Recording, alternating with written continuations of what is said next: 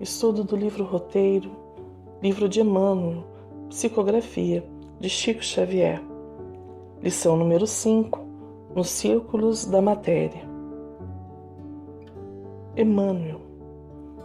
Didaticamente, Emmanuel nos conduz neste roteiro, mostra-nos um passo e nos faz seguir em frente, seja na percepção do mundo ou de nós mesmos.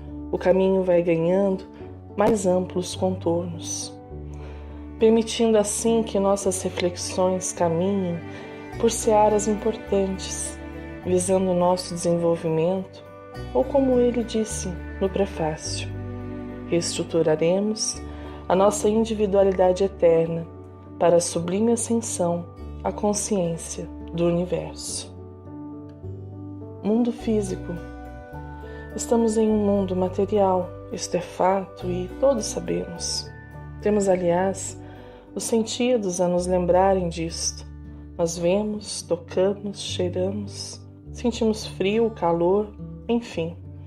O mundo material a todo tempo nos está estimulando, fazendo o nosso intelecto avançar e chamando-nos a conhecer as leis divinas que também nele operam. Nessa etapa, o benfeitor nos convidará a um olhar novo sobre a matéria, assim iniciando. Roteiro. Superando as vulgaridades que lhe assinalam a romagem na carne, o espírito reconhece a sua posição de internado nos círculos da matéria, que a seu turno é simplesmente o conjunto das vidas inferiores, suscetível de ser examinado pela nossa capacidade de apreciação. Vulgaridades. O que se pode entender pela expressão vulgaridades que lhe assinalam a romagem na carne? Verificamos algumas lições em que o autor usa o termo vulgaridades, em busca do sentido exato que o mesmo quer dar à expressão. Vejamos assim trechos do livro Caminho, Verdade e Vida. A revelação divina, significando o que a humanidade possui de melhor, é a cooperação da espiritualidade sublime, trazida às criaturas pelos colaboradores de Jesus, através da exemplificação dos atos e das palavras dos homens retos, que a golpes de esforço próprio quebram o círculo de vulgaridades que os rodeia, tornando-se instrumentos de renovação necessária. Quando o homem comum descansa nas vulgaridades e inutilidades da existência terrestre, ninguém lhe examina os passos. Suas atitudes não interessam a quem quer que seja. Todavia, em lhe surgindo no coração a erva tenra da fé retificadora, sua vida passa a constituir objeto de curiosidade para a multidão. Vulgar. Talvez a primeira imagem, ao pensarmos em algo vulgar, seja algo comum, corriqueiro, ou então algo exagerado, de gosto duvidoso. Mas a expressão utilizada por Emmanuel nos quer dizer algo mais. Fala-nos do homem que olha apenas para sua vida material, apoiando-se nela exclusivamente. Sua felicidade reside em ter, e de engano em engano, aprende que os sentidos não nos ofertam algo para o qual eles não foram criados. A matéria é efêmera, e tudo o que nela se apoia também será. Recordemos a frase de Nostradamus: lembra-te que há um trio que te ajuda a manter-te são: a ordem, o silêncio, a cor. O céu e a terra se transformam ficando novos, o homem se torna imortal. O mal e a vulgaridade são definitivamente extintos nele. A própria morte morrerá. No mundo material, eis-nos então avançando, superando as coisas corriqueiras da vida para um entendimento maior do que ela é e representa para nosso espírito.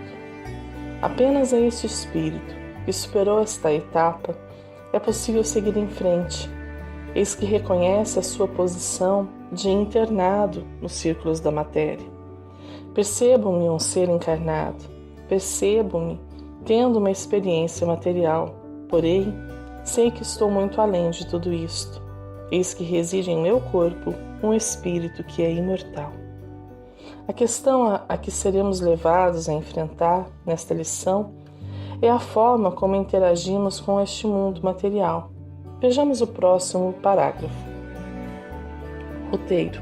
Em seus múltiplos estados, a matéria é força coagulada, dentro de extensas faixas dinâmicas, guardando a entidade mental de tipos diversos em seu longo roteiro evolutivo.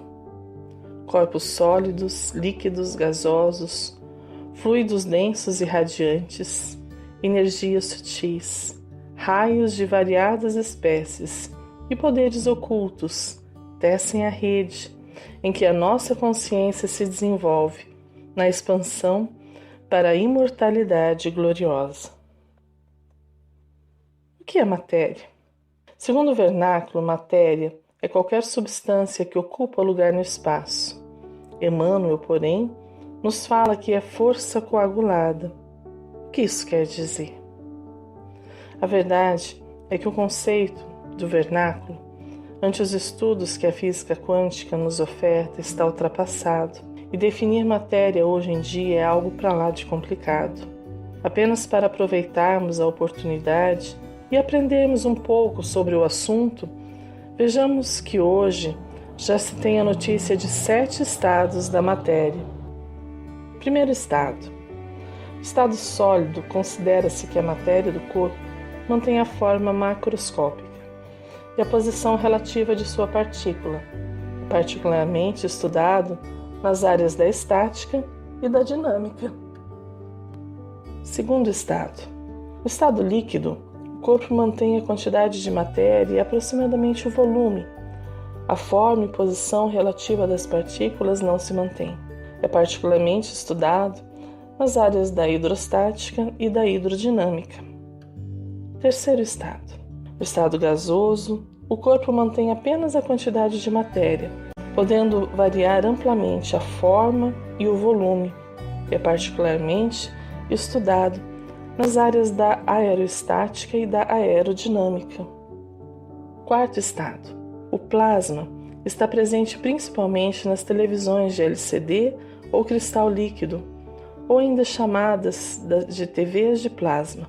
Neste estado, há certa pastosidade da substância e permite uma maior e melhor resposta quando recebe informações decodificadas pelos feixes de luz emitidos pelos componentes da TV. Quinto estado.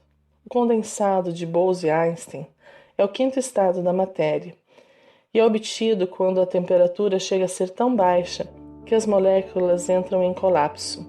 O condensado de Bose-Einstein é uma coleção de milhares de partículas ultrafrias, ocupando um único estado quântico, ou seja, todos os átomos se comportam como um único e gigantesco átomo. Sexto estado. Gás fermiônico. Diferentemente do condensado de Bose-Einstein, nesse estado as partículas, apesar de estarem a baixíssimas temperaturas, ainda se comportam isoladamente, ou seja, as partículas são solitárias e não se comportam como um condensado perfeito, completamente unidas. Sétimo estado. Superfluido de polaritons. Trata-se de um material sólido, preenchido com uma série de partículas de energia conhecidas como polaritons. Os polaritons foram aprisionados e tiveram sua velocidade diminuída no interior do novo material. Esse estado da matéria, até agora desconhecido, introduz um método radicalmente novo, tanto para mover a energia de um ponto ao outro, quanto para gerar um feixe de luz coerente, um laser, utilizando uma quantidade muito pequena de energia. 10. Mas o que isto representa para nós? Qual a importância disto, destes estados da matéria que Emmanuel bem define: corpos sólidos, líquidos, gasosos, fluidos densos e radiantes, energias sutis, raios de variadas espécies e poderes ocultos? Eles tecem a rede em que a nossa consciência se desenvolve na expansão para a imortalidade. Qual rendeira que ponto a ponto, fio a fio, vai realizando seu trabalho, estas forças coaguladas que nos cercam também possuem um objetivo. Sigamos com a lição.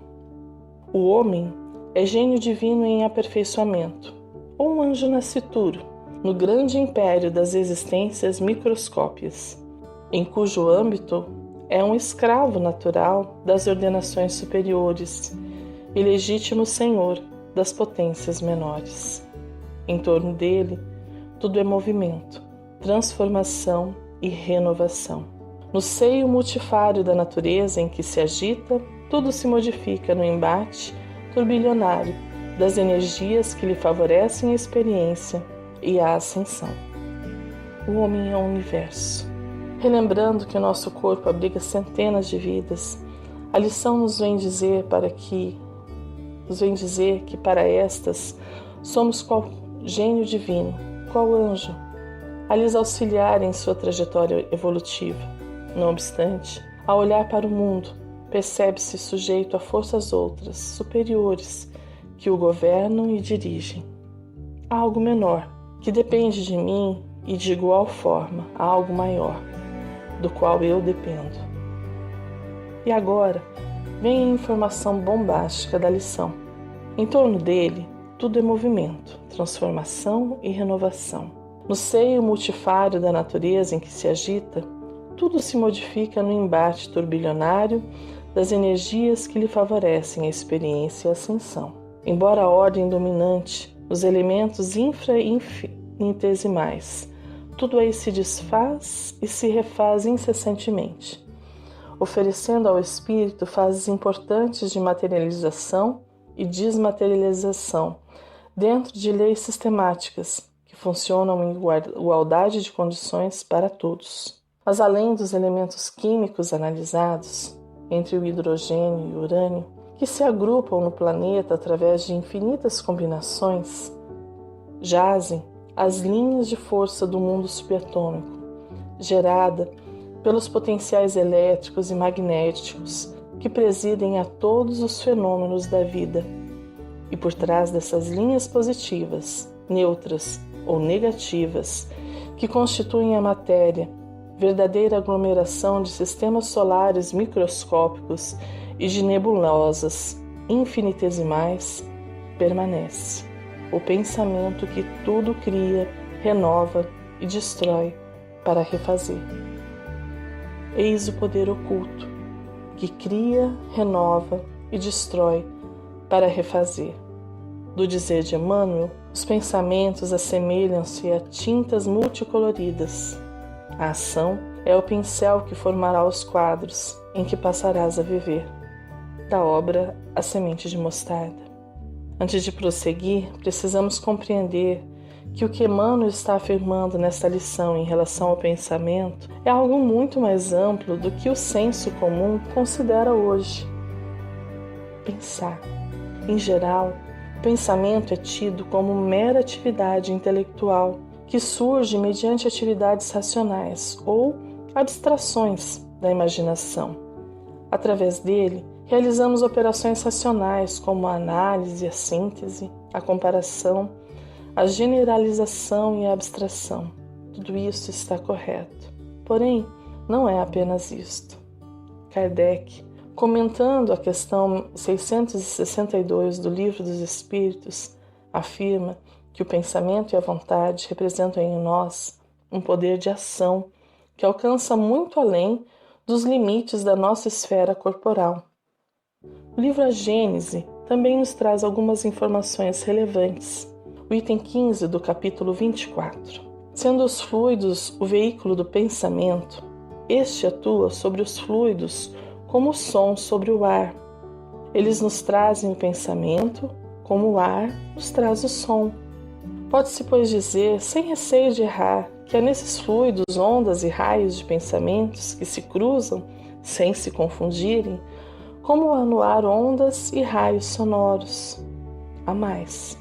Criando imagens fluídicas, o pensamento se reflete no envoltório perispirítico, como num espelho, toma nele corpo e aí de certo modo se fotografa.